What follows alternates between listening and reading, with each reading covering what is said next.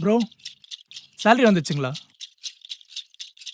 ஆமாம் bro, evening party தான். Okay bro. Salary credit ஆயிடுச்சா? ஐயோ ஆமா, சொல்லாம கொள்ளாம போடுறானுங்க. ஹலோ காவியா, நான் உனக்கு ஒரு 20,000 அனுப்புறேன். நான் கேட்கும் போது திருப்பி கொடு, சரியா? ஐயோ பைக் டியூ பிடிச்சிட்டானுங்க. ஏண்டா எப்பதான் என் அக்கௌண்ட்ல காசு விழுன்னு காத்திருப்பானுங்களோ. நான் ஒரு 15,000 மட்டும் அனுப்புறேன். நான் கேட்கும் போது அனுப்பு, சரி? ஐயோ லோன் இன்ட்ரெஸ்ட் என்ன புடிச்சுக்கிட்டே இருக்கானுங்க. 10,000 பக்குவமா பத்திரப்படுத்தி வைக்கணும். இவங்க வேற என்னமா? ஓ, நான் இருக்கிற காண்டுக்கு ஏதாவது கேட்டுற போறேம்மா. தயவு செஞ்சு கொஞ்ச நேரத்துக்கு கால் பண்ணாத, போன வை. ஐயோ 5,000 டெபிட்டட் பை தமாடா ஜுவல்லர்ஸா? தேவைதான் உனக்கு, சத்தியமா தேவைதான். சும்மா இருக்கிற கைக்கு ரிங்க ஆசைப்பட்டல, தேவைதான்.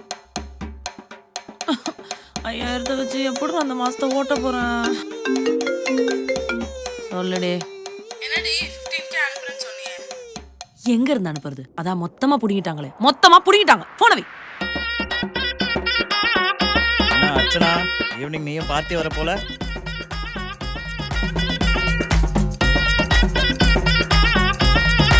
பார்ட்டி ஒன்றா குறை. என்னடி இந்த மாசமும் வெறும் 5,000 தானா?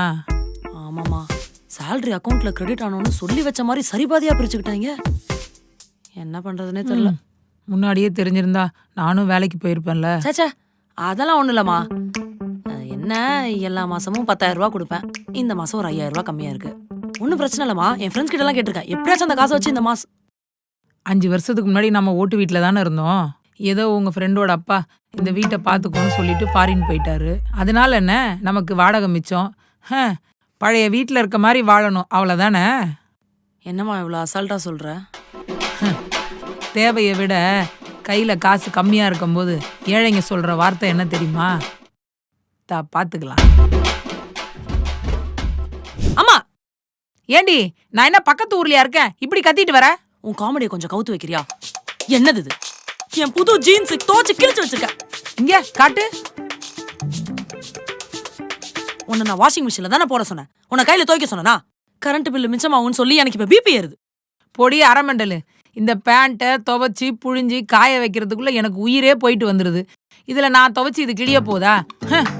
பின்ன எப்படி இது கிழிஞ்சது?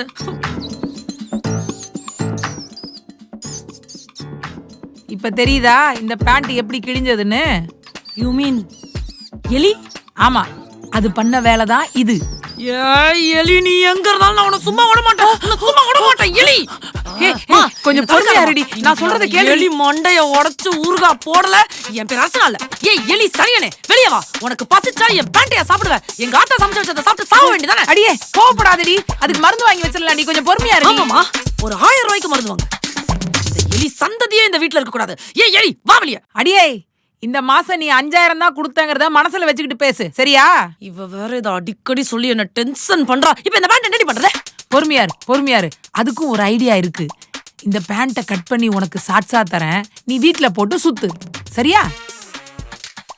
ஆல்ட்ரேஷனா? எஸ். இருந்தாலும் அந்த எலியை சும்மா விடக்கூடாது. கண்டுபிடிச்சு கூட அவரோட கழுத்து இருக்கிறான். ஓகே. எலி எங்கம்மா இருக்க? நீ கூப்பிட்டா வரதுக்கு அதென்ன உன் வீட்டு நாய்க்குட்டியா? நல்லா குடிச்சு தேடு.